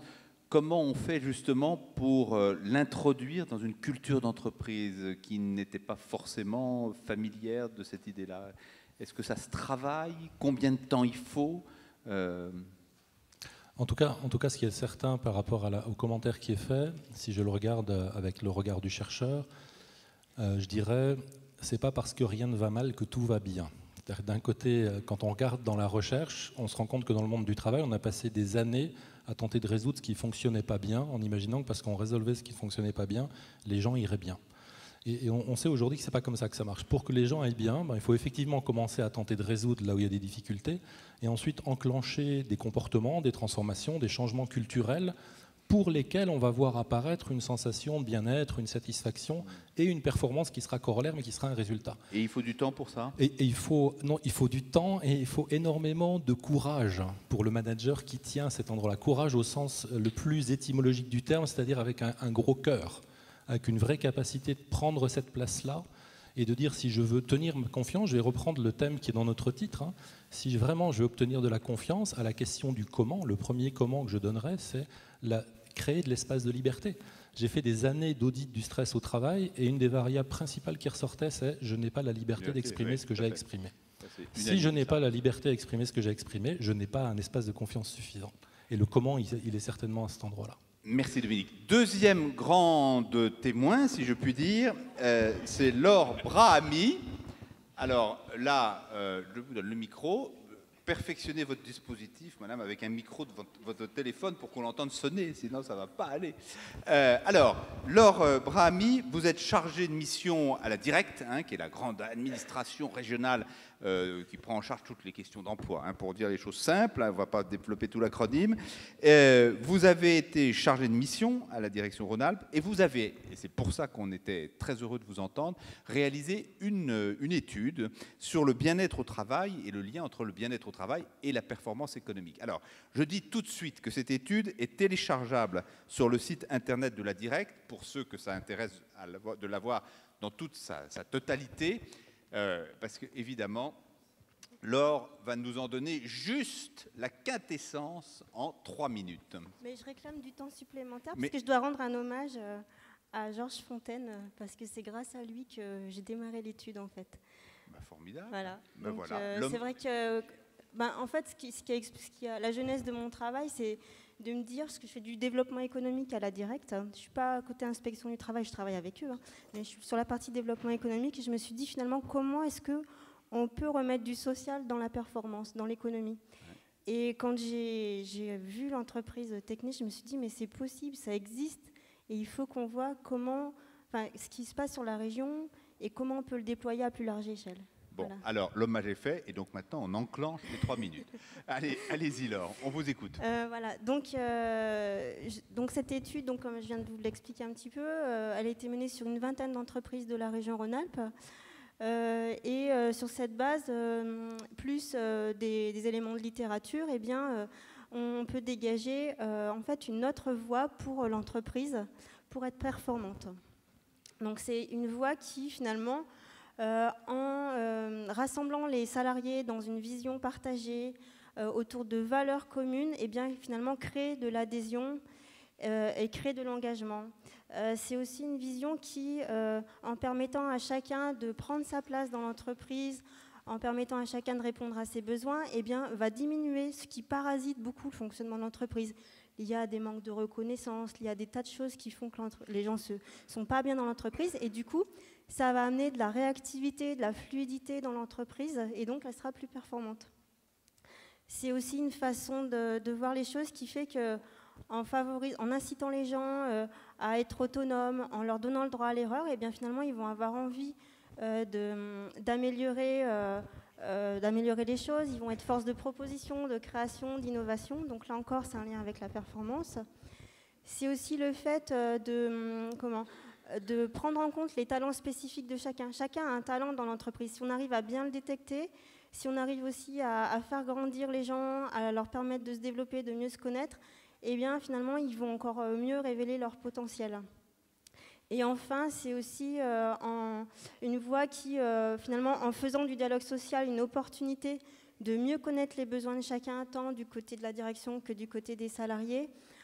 Et ben, du coup, ça va permettre d'inscrire une dynamique, non pas de lutte sociale, comme ça a été souvent le cas, mais de construction collective. Donc voilà les principaux enseignements de l'étude. Donc ce qu'on peut dire, c'est que c'est pas... c'est pas une recette miracle, hein, c'est vraiment un processus, un état d'esprit qui se développe par essai et par erreur et qui repose beaucoup sur les convictions, l'intention, la prise de conscience du dirigeant et parfois, donc je rejoins ce que disait Dominique Steller, un cheminement de sa part. Voilà. Mais ce qu'on peut dire, c'est que le socle commun de ces entreprises, c'est qu'elles considèrent que l'être humain, c'est le cœur de l'entreprise et non pas son instrument. Voilà, donc par rapport à ce travail, l'idée aujourd'hui, c'est que c'est non pas un aboutissement, c'est bien un point de départ pour construire quelque chose. Notamment, je trouve qu'en région Rhône-Alpes, on a beaucoup d'atouts, beaucoup de richesses humaines sur ces questions. Donc l'idée, c'est avec notamment les entrepreneurs d'avenir, le CJD, les ateliers d'entrepreneuriat humaniste, de construire une dynamique régionale. Et par rapport à ça, toutes les bonnes volontés sont les bienvenues. Très bien, bravo, merci beaucoup Laure. Je voudrais faire réagir, mais très très brièvement, Emmanuel, Éric et Georges, sur un point soulevé par Laure à la fin de son propos, sur le rôle du dirigeant. Est-ce que finalement, tout ce qu'on se dit depuis maintenant 1h15, bientôt 1h30, ne remet pas assez profondément en cause le rôle du dirigeant de l'entreprise? Est-ce qu'aujourd'hui, le vrai enjeu, il est pas là? Est-ce que votre agenda aujourd'hui de patron de boîte, pour parler de façon très triviale, n'a pas été profondément bouleversé par tout ce qu'on est en train de se dire depuis, par exemple, une dizaine d'années? Éric. Oui, il y a un renversement total qui est impératif. Et renversement au sens très précis du terme, c'est-à-dire que la vision, notamment celle qu'on apprend dans les écoles de notre beau pays, qui est verticale, qui est de décision, du chef qui oriente, qui dirige, est une vision qui est complètement dépassée. Et il faut passer à une vision inverse, qui est celle du chef qui permet, qui libère, qui autorise, qui donne de l'espace pour que les gens avancent. C'est complètement le contraire. Et on voit bien que les entreprises qui réussissent sont celles qui fonctionnent de cette façon-là. Il y a un exemple en termes d'innovation qui est très fort, parce que c'est un succès évident, qui est Google. Google a donné 20% du temps de travail, 1 jour par semaine, à ses collaborateurs pour réfléchir de façon autonome à des innovations. Aujourd'hui, ces innovations qui ont été dégagées dans ce temps libre représentent, je crois, 80% du chiffre d'affaires de Google. Tout est dit. Mais le rôle personnel, c'est-à-dire vous, CIO ou PDG ou président de directoire, peu importe, vous avez probablement sur cette partie du jeu un rôle qui n'a rien à voir avec le rôle comparable que pouvaient jouer vos ancêtres et vos ancêtres de la génération précédente. Vous êtes en charge de l'humain, j'allais dire maintenant, les dirigeants de boîte. Vous le déléguiez quand même beaucoup avant. Vous le déléguiez au DRH, vous le déléguiez. Aujourd'hui, on a l'impression que maintenant, quand ces politiques se mettent en œuvre, dans les boîtes où elles se mettent en œuvre, l'implication du dirigeant, l'inspiration qu'il donne au mouvement est fondamentale. D'abord, il me semble que le directeur général est d'abord un DRH. C'est d'abord un chef d'équipe, même si on a aussi besoin de DRH pour accompagner le mouvement. Mais ça, c'est vraiment un rôle qui, au fond, ne peut pas se déléguer. Et ça ne peut marcher que s'il y a... comme vous le disiez, le courage au sens du cœur, c'est-à-dire qu'il faut que ce soit sincère. Le gros intérêt de ces réflexions, c'est qu'elles ne peuvent pas être artificielles. On ne peut pas faire semblant. De toute façon, on ne peut pas faire semblant de faire confiance. Soit on fait confiance, soit on ne fait pas confiance. Et ça se voit tout de suite. Et en plus, ce qui est très intéressant, parce que là on refait un exercice avec les équipes de Generali, et on les interviewe à nouveau sur quelle est leur perception. Bon. Et il y a quelqu'un qui dit on nous dit qu'il faut qu'on fasse confiance, donc là on comprend bien, donc on va faire confiance à nos collègues et puis à nos clients. Confiance à nos clients, très important. Bon, à notre direction, voilà. Donc ça prend du temps. C'est-à-dire qu'il faut vraiment que dans la durée, on donne cette confiance pour que, au bout d'un temps, ça devienne quelque chose de naturel. Donc, et ça, effectivement, c'est un rôle, s'il n'est pas fait avec sincérité, les gens le comprennent tout de suite et puis n'adhèrent pas et puis retrouvent des fonctionnements classiques qui sont des fonctionnements dysfonctionnels à tous égards. Emmanuel, vous êtes aussi le DRH du groupe Hervé? Alors clairement, il n'y a pas de DRH. D'accord, donc c'est vous. Donc le rôle premier des managers, c'est de s'occuper des ressources humaines. D'accord. Et effectivement, mon rôle, c'est de former des managers intermédiaires à se préoccuper du management et donc des ressources humaines. C'est fondamental. Très bien. Par contre, en ce qui nous concerne, je ne sens pas d'évolution par rapport à 10 ans, puisque c'était plutôt notre culture d'entreprise. Oui, ça je l'ai rappelé tout à l'heure. Vous étiez pionnier. Mais malgré tout, les responsables intermédiaires avaient plutôt des casquettes d'être des commerçants, des super commerçants régionaux. Et là, ils basculent plutôt justement sur cette partie management et ressources humaines. Bon, Georges, on a bien compris, vous, que vous inspiriez bien la politique humaine depuis la première heure de votre entreprise. Mais enfin, vous avez quand même le droit de rajouter un mot à cette question, sur ce rôle du dirigeant. Je peux en rajouter 2. Oui, mais brièvement. Vous êtes très gourmand. Aujourd'hui, l'œuvre ou la fonction d'un patron, c'est sécuriser, faire rêver. Très bien. Alors, troisième grand témoin, Blandine Payon. à qui on va donner un micro. Alors, Blandine, elle préside une boîte qui a un joli nom, je trouve. Jour de printemps, jour au pluriel, qui fait une agence d'hôtesse, qui fait de la conciergerie, qui fait du service à la personne, non seulement en France et particulièrement dans la région qui nous accueille, mais aussi au Vietnam. Elle a créé un service d'agence d'hôtesse qui s'appelle Joliciam au Vietnam. Autour de 15 salariés, 600 K euros, tout ça, le groupe dans son ensemble, non? Un peu plus? 2,5 millions. Alors voilà, les données qu'on m'a données n'étaient pas exactes, j'aurais dû les vérifier, autant pour moi. Peu importe. L'innovation permanente, hein, j'ai dit, toutes les activités que vous avez déclinées, et sur des métiers où l'humain est fondamental, puisque c'est du service. Voilà, donc bonjour à tous, j'ai entendu beaucoup de belles choses et j'adhère complètement. Moi, je suis une femme de conviction, donc j'ai créé ma société sur des convictions fortes et durables. Et puis, j'ai aussi des convictions passagères que je partage avec mon équipe. Donc, j'exerce des métiers de service, ce qui veut dire que c'est pas moi qui vais faire les prestations qui sont vendues à mes clients. Donc, je suis obligée de passer par la conviction de mes collaborateurs pour qu'après, le service soit fait jusqu'au bout. Donc, mes convictions passagères... alors, j'ai beaucoup aimé ce que vous avez dit, Monsieur Lombard, parce que je lutte aujourd'hui sur le système. Enfin, je trouve que notre système éducatif en France est complètement has-been. Et quand j'intègre des nouveaux collaborateurs dans mon entreprise, j'essaie de casser des codes constamment sur la notion d'échec, sur la notion, vous l'avez dit, de confiance. Et je les engage à prendre des initiatives, ce qui n'est pas du tout instruit dans les écoles de commerce ou dans l'éducation nationale, puisqu'aujourd'hui, dans mon entreprise en tout cas, plus on prend d'initiatives et plus je suis heureuse. Et dans le cadre de ces initiatives, on a parlé de confiance tout à l'heure. Je fais confiance, 100% confiance, et quand on me dit la confiance n'exclut pas le contrôle, je n'adhère pas à cette maxime, puisque moi, mon idée, c'est que justement, à partir du moment où on fait confiance, on va jusqu'au bout de la démarche, et on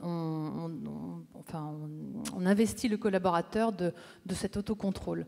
Ce qui veut dire que dans les codes qu'on casse aussi chez Jour de Printemps, c'est la notion d'échec, qui n'est absolument pas dégradante, puisque moi-même, je me mets en échec en permanence et de façon à être plutôt à jouer l'exemplarité.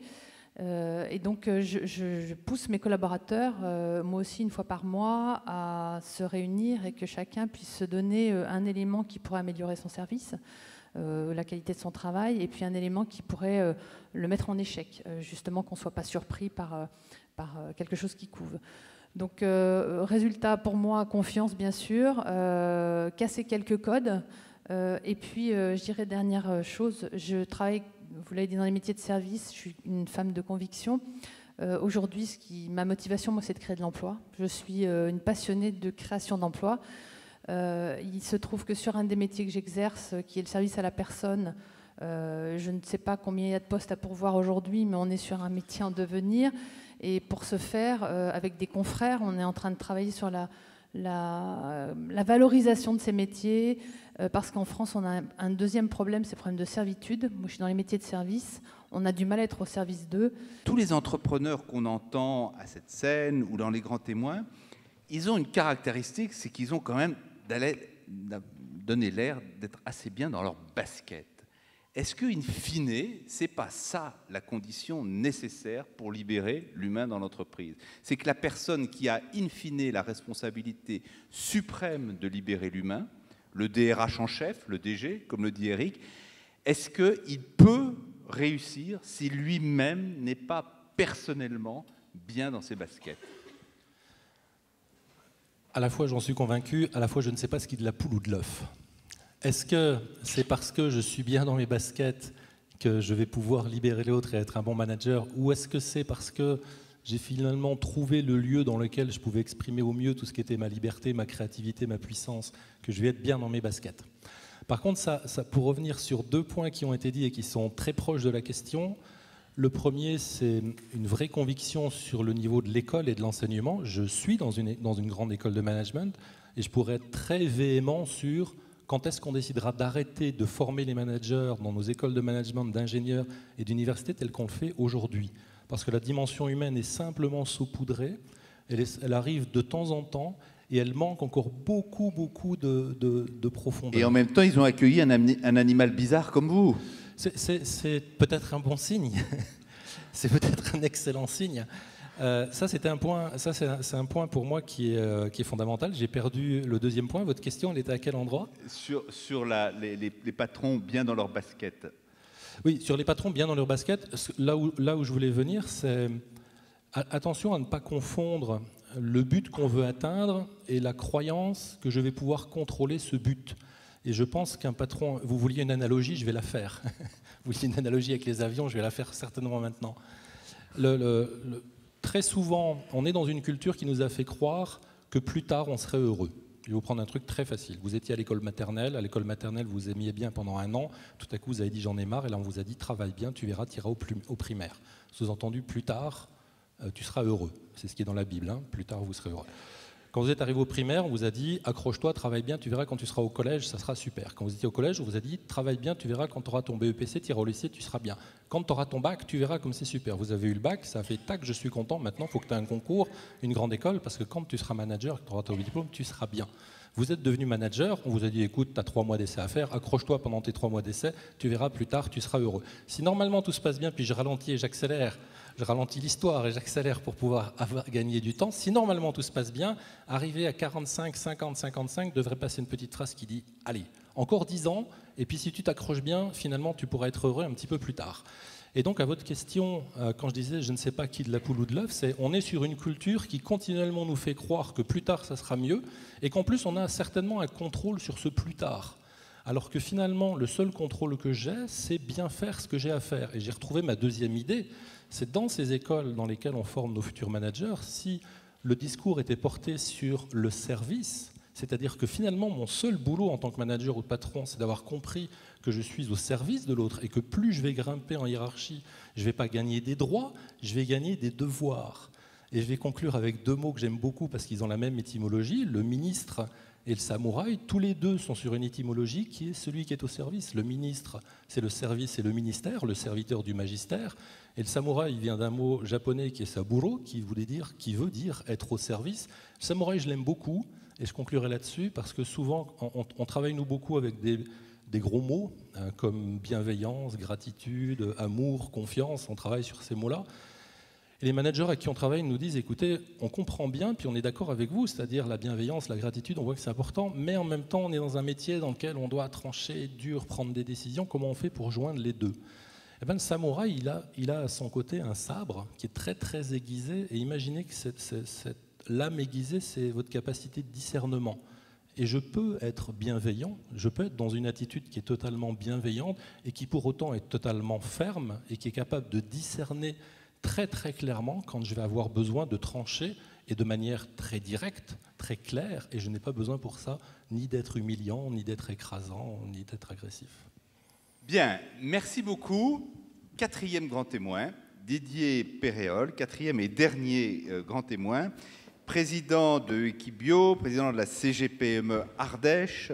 L'Ardèche, c'est vos racines, fils d'agriculteur, né en Ardèche, promoteur des magasins biologiques. Le groupe Equibio, ce sont aujourd'hui 9 sociétés, 200 salariés qui mettent la RSE, responsabilité sociale d'entreprise, au centre de vos priorités, participent aux grandes instances de l'agriculture biologique. Alors, vous avez raconté votre parcours de pionnier du bio dans un livre, Entreprendre pour changer le monde, l'épopée d'une éco-entreprise. Oui, bah ça m'aurait étonné.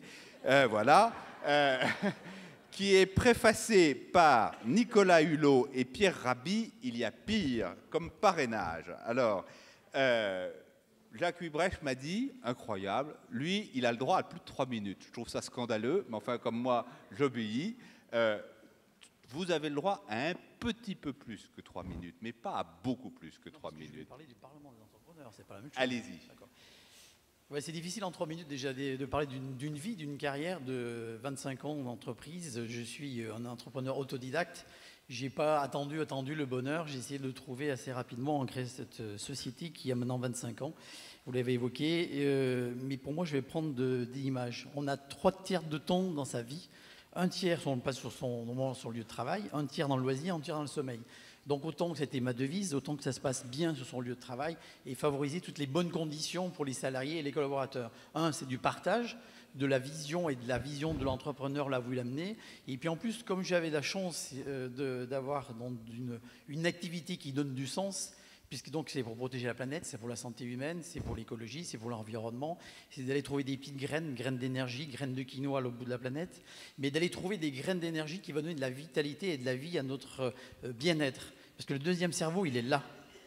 Vous avez un cerveau ici, je suppose, tout le monde, à certains niveaux, et puis après vous avez le ventre, c'est la deuxième énergie. Donc c'est important de bien nourrir ce deuxième cerveau pour avoir une forme, une vitalité et être positif. Parce qu'aujourd'hui, dans une entreprise, on peut être un leader. Pour moi, un entrepreneur, c'est un leader, c'est comme un capitaine sur une équipe de collectif. Il va la jouer collectif, il va être manager, il va être challenger ses équipes, mais il va les entraîner derrière lui. Mais il faut savoir à certains moments où c'est s'effacer, laisser la place. Et la réussite, pour moi, d'un entrepreneur, c'est ce que je suis en train de vivre en ce moment, c'est de passer un petit peu en retrait derrière ces équipes et laisser agir les différents cadres, les différentes personnes de l'équipe qu'on a constituées autour de soi, pour les laisser dans chacun de leurs départements, sur l'innovation, le marketing, le commerce ou la finance, qui était loin d'être ma passion. Mais il en faut dans une entreprise de la gestion. Parce que la réussite d'entreprise, c'est une chose, mais après, derrière, il y a autre chose dans la vie. Et j'ai voulu créer une fondation d'entreprise qui prolonge la vie. Et la vie, quand je dis la vie, c'est la vie de l'entrepreneur, que je traduis par un premier livre, mais je suis en train d'en faire un deuxième. C'est l'entrepreneur dans notre société de demain. C'est-à-dire que l'entrepreneur, il a une vision. Il n'y a pas que les hommes politiques qui ont le droit d'avoir une vision sur notre société dans sa globalité, et une vision d'avoir une entreprise qui a plus de partage, plus de sincérité, plus d'humanisme. Est-ce qu'on l'a oublié un petit peu en mettant trop la finance dans le résultat, l'obsession du résultat pour une entreprise? Des entreprises qui sont, ça je peux le concevoir, qui sont soumises à des résultats financiers parce qu'elles sont comme un verdict à leurs résultats, mais que dans le bonheur d'entreprise ou le BIB, le bonheur intérieur brut, change du PIB et donnerait une autre vision de l'entrepreneuriat de demain. C'est ça le Parlement de l'entrepreneur d'avenir, c'est se poser la question sur l'entrepreneuriat demain, comment on va le construire et comment on va partager ensemble sur la planète, parce qu'on a parlé ce matin un peu de bio, un peu d'écologie, d'environnement, mais je crois qu'on ne peut pas exister sur notre planète si on ne pense pas à la génération future, à nos enfants, à ceux qui vont venir après, et de ne pas s'accaparer toutes les richesses, notamment au niveau de l'énergie. Et les débats de l'énergie, on se les refuse en France, mais je crois qu'il faudra un jour ou l'autre être ouvert, parce qu'on est sur la planète, sur les débats de la société de demain. Et ça, c'est en tout cas tout le pari qu'on veut, parce que j'ai ma dernière minute, je ne sais pas où j'en suis. Le Parlement d'entrepreneurs d'avenir, en fait, au-delà de l'expérience de mon entreprise et ce que j'ai vécu et je vis, puis ceux qui veulent en savoir plus, vous venez me voir après, mais il y a ce premier livre, un autre qui sortira au mois d'avril, mais ce n'est pas le sujet qui m'intéresse ou la passionner ce soir, c'est de parler le futur du Parlement d'entrepreneurs d'avenir, ce que j'avais évoqué avec Jacques Hubrecht et partagé avec d'autres personnes d'entre vous, c'est de prolonger cette expérience de ce moment fort de partage et qu'on a tous ici, et je crois pour échanger avec pas mal de gens pendant l'heure du déjeuner, il y a des temps de pause aussi qu'on doit avoir pour que cette journée, qui est une journée de rencontre intéressante, qu'elle soit prolongée par des expériences intéressantes que vous avez tous les quatre fait partager avec l'ensemble de l'assistance, mais c'est qu'on se retrouve dans des moments, d'autres expériences peut-être plus partagées pour vivre dans nos expériences, dans nos entreprises et au travers des entrepreneurs qui veulent nous rejoindre, le Parlement Entrepreneurs d'avenir. Il y a une association qui est en cours de création, je ne sais pas où est Jacques Hubrecht, qui grâce à lui, c'est grâce à lui qu'on a droit à une très belle journée comme ça, puis aidé par toute l'équipe autour de lui qui a su fédérer un mouvement de plus de 750 entrepreneurs au niveau national qui partagent des mêmes valeurs. Je ne dirais pas toutes les valeurs, mais en tout cas des valeurs qui, je vous invite à aller voir sur le site, et qui vont nous permettre demain de pouvoir influencer nos décideurs politiques, nos décideurs économiques, et puis que les Français, nous, on soit exemple aussi à travers la planète. Il y a d'autres initiatives aux États-Unis, type le 1% pour la planète avec Patagonia, lien avec d'autres entrepreneurs qui prennent des initiatives, qui amènent des réflexions sur le monde économique, le monde de demain. Je vous invite à venir nous rejoindre. Et puis, ceux qui en veulent le plus, vous avez bien sûr Jacques, vous avez Mylène, vous avez Corinne qui est là pour répondre à votre savoir après cette journée, après cette soirée, si vous voulez qu'on se retrouve autour de ces réflexions qu'on doit porter. Et ce n'est pas qu'une après-midi d'échange, c'est de l'échange permanent. Merci beaucoup Didier. Alors, le moment est venu de conclure. On va le faire très brièvement et très simplement. Moi, j'ai entendu que libérer l'humain, c'était libérer la parole. C'était plutôt au début de notre entretien. Et libérer la confiance. J'ai l'impression que la parole, elle a été libre, parfaitement libre pendant cette heure et demie. Quant à la confiance, j'ai l'impression que la force de vos convictions aux uns et aux autres, et je pense aussi aux témoins, ont montré qu'elle était sincère et qu'elle pouvait évidemment déplacer des montagnes. Je vous souhaite une bonne fin du Parlement des entrepreneurs, c'est-à-dire il y a encore une session maintenant, et je vous donne rendez-vous au prochain Parlement qui ne saurait tarder.